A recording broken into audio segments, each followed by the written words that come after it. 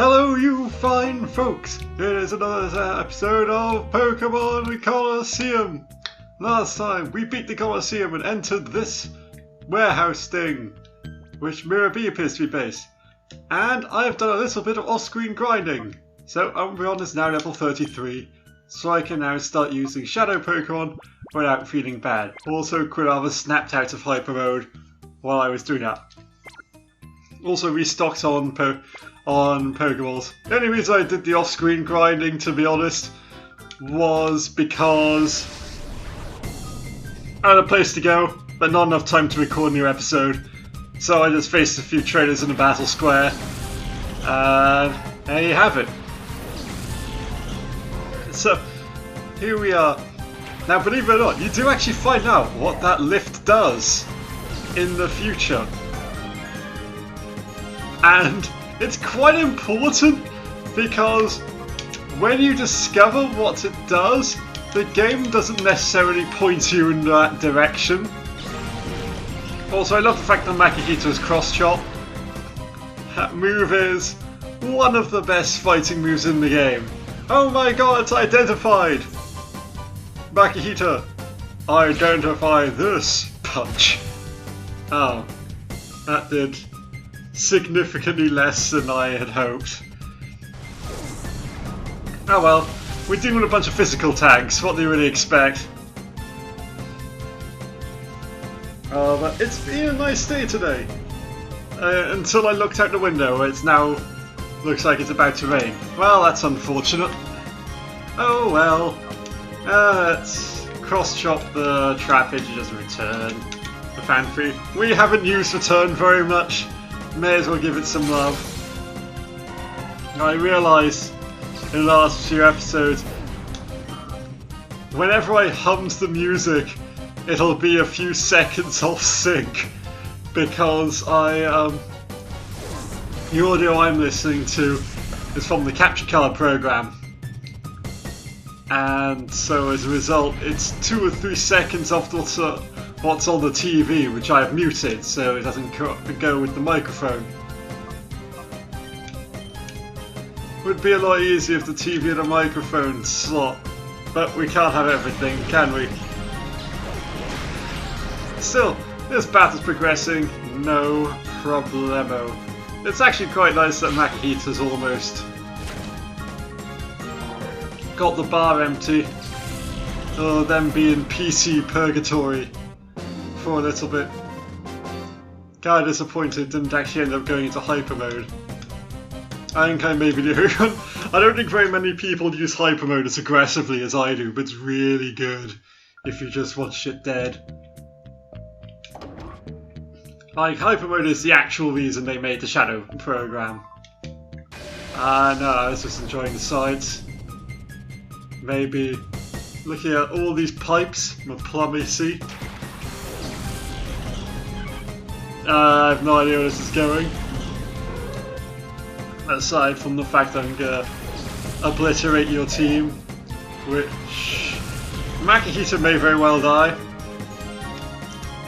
But this is emptied at Shadow Bar, so I don't care. I'm probably not going to use it. I'm just putting it up at the front just to spice things up.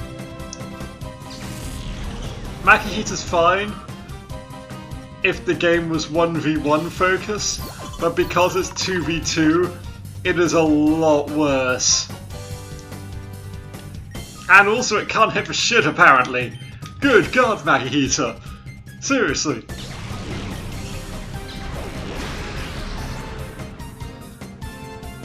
Yeah, that's and as I said in one of the earlier episodes, being slow in double battles just really sucks. Like, unless you're an actual tank like Fortress or something. Well, it got a kill before it went to PC purgatory. I know I am.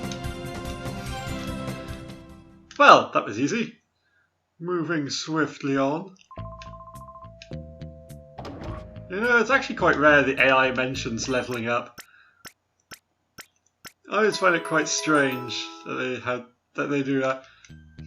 Can you imagine if they had XP thresholds if your enemy you were fighting ended up killing one of your Pokemons? They leveled up. God, that must be like rubbing salt in the wound in a Nuzlocke run. I'm doing this in no particular order. I know there's at least one Pokemon in this area which I want to use. Well, and Quilava I want to use because Quilava's just kind of good. In fact, put Quilava at the front. Yeah, excellent. Let's do this. No, hang on. No humming the song. It's late. But still, I've been enjoying my stay in London so far. At the time of recording, I'm not even a week in. Still no internet. Not getting that until next week. I think the biggest problem with going around London, there's a lot of waiting around. But it's a lot better than my old place, than back when I had to live with my parents. That really sucked because it's just in a town. I wouldn't say in the middle of nowhere because it's quite close to a city. The problem is that there was the public transport existed, but was really inconsistent, which made it hard to go anywhere. And I can tell you, that sucked. Oh, I believe this guy's gimmick is Thrash. I believe this guy uses Thrash a lot to try and kill you. But I can't remember if his Pokemon have Thrash yet. But hey, at least the AI is putting up a fight. But I'm not sure whether or not that's because Umbreon's in the PC, not on the battlefield right now. As that could very well be the reason. Oh, he is doing Thrash! I knew it! Very disappointed with the lack of Hyper Mode. Very disappointed indeed. But to be honest, right now if I entered Hyper Mode I'd probably get Quilava killed. So you still need to be careful of that. But using a Helping Hand in conjunction with a Hyper Mode infused Shadow Rush, that just ends people. It's brilliant, really. Well, he's dead. Espeon dinged. Let's go with double Shadow Pokemon for a little bit. I think that'd be cool.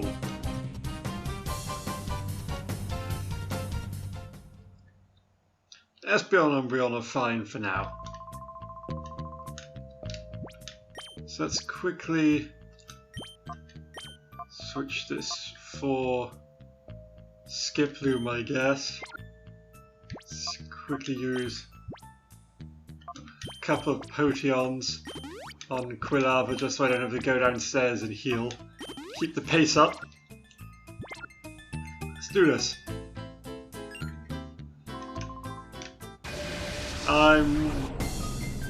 He's really taking the hunter thing a bit far.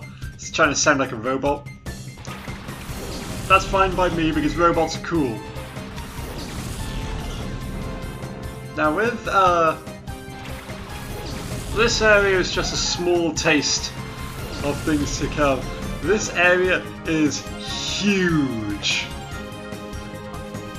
It's straight up absolutely enormous. Filled to the brim with trainers. Fortunately not many of them are very hard. But it's going to be nice to have some competition because, to be honest, now we have using Shadow Pokemon, they're significantly weaker than the Pokemon we're dealing with right now. Although it would be quite nice if my Pokemon hit occasionally. Come on, game. You can do it. Well, I am okay with this. As long as you live to the end of the turn. God damn it, Skiploom, you're fired! You're never being used in this team again! You're out! Oh well, Quilava got annihilated. I don't really think the critical hit was necessary. Use Quagsire. Quagsire has an attack stat. But I'm okay with what it did. Okay. You know what? Screw it. We're just gonna kill him. Just go on the offensive. I made the mistake of trying to play tactically last time. Nah, we're just gonna go punch in the face. Punch him to the ground.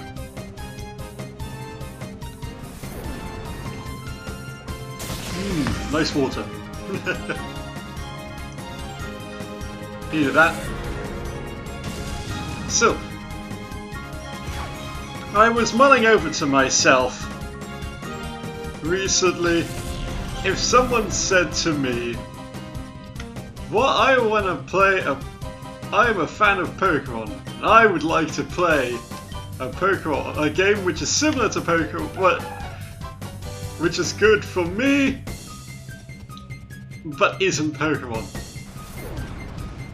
And I thought, well, if someone hypothetically asked me that, I would then ask, what kind of bit about Pokemon do you like?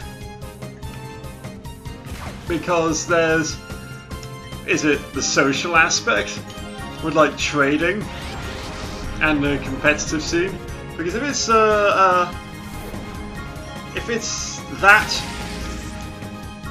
if you like that aspect, I honestly think World of Warcraft may be the place to go, because there's no shortage of people playing it, and it has the pet collecting and battling options.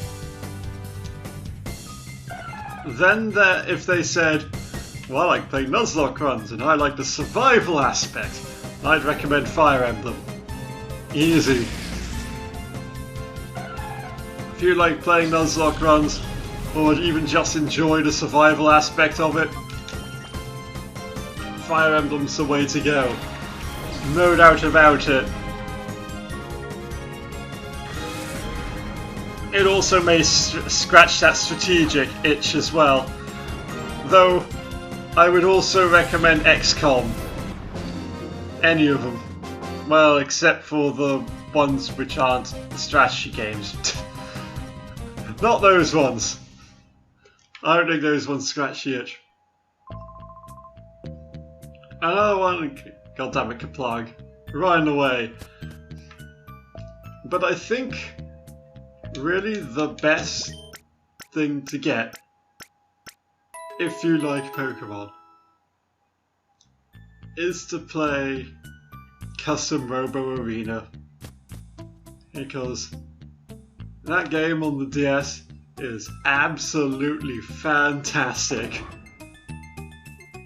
I honestly think it's one of the best DS games out there, period. And I consider the DS to be Nintendo's best piece of work as a console, just because you know just how much, just because no matter who you are, there is a game for you on the DS, and that is really pretty damn sweet. And I'm wishing Skip Boom had Mega Drain. To be honest, I did once use Jumpluff in the run, and it paired up very well with Quilava because I taught it Sunny Day. Oh boy! Let's now use a Hyper Mode aggressively. Mostly because this trainer's gonna suck. I just know it. So we're gonna make him dead. Just wipe them out. Wipe them all out. No, no, no, no. Yes! Thank you, AI. Apparently they just don't like Skip Boom's face. I agree with that analysis. I should punch it more.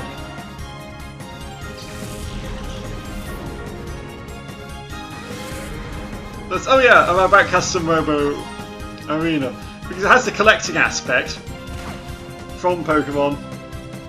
And all the robot parts. And you get to mix and match them, which is really cool. You also get like sets which you can use to display your robot to other people. Actually, let's just call Skip Bloom and just kill it with Cadaver.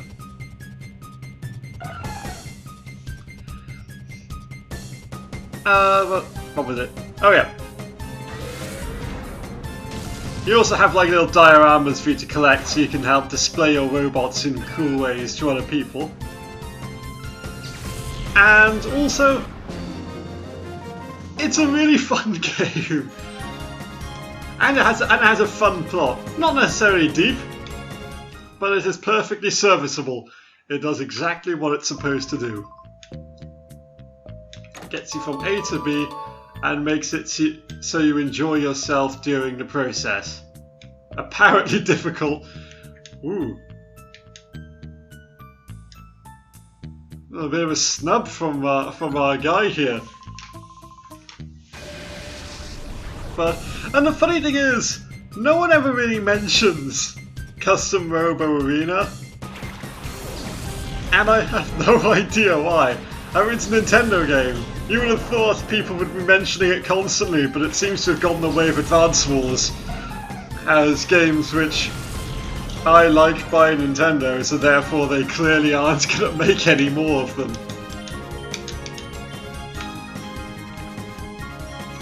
And to be honest,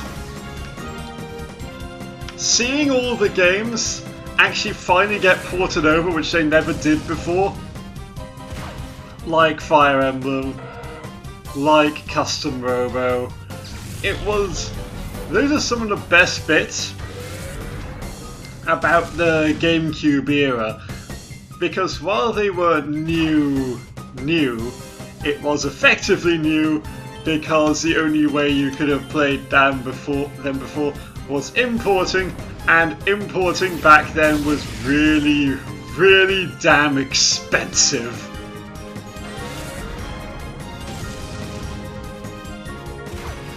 You know what I mean? To be honest, importing now is still expensive, but now you have less of a reason to do it. But say you want to play the Custom Robo GameCube game. That was never released in Europe for whatever reason. I don't know why. Europe was the place which replaced all of the people from Contra into robots and renamed the game Probotector. Because some places in Europe, mainly Germany, are still a bit sensitive to the whole blood and gore thing. Which, I think blood and gore is fine. I don't see why people should hide from it. Ultimately, it's human nature to be okay with that cut. So, well, you go back to like lots of myths and legends, even fables. There was a lot of killing and things involved with them, and I feel that when people are hiding other people from what ultimately is just a fact of life, things die. You gotta get ready for it. You need to know. And having some people ultimately having what I consider to be a massive ego trip by saying they're not ready, they can't handle it. I mean, I could handle it when I was young, but they can't. That's bullshit. And they know it.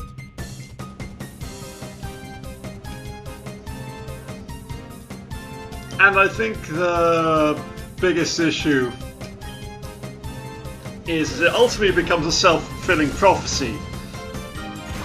If you say someone can't handle like death or sex or whatever, then funny enough, if you keep telling them that, then they can't. It just seems so pointless. Ultimately, I am very much against censorship. in all forms pretty much. It will take a lot for me to say, yeah, you can't do that, because I remember when I was young, my parents hated it, but I was fine with blood because I knew in stuff like TV shows, it wasn't real. It may as well be red paint. But when you cut yourself and bleed, that was real. Funny enough, because it hurt. But anyways, I think this is time to end the episode because I think it's roughly 20 minutes. So I shall see you fine folks in the next one as we progress through the warehouse. Whoa! So I shall see you guys, but then, bye!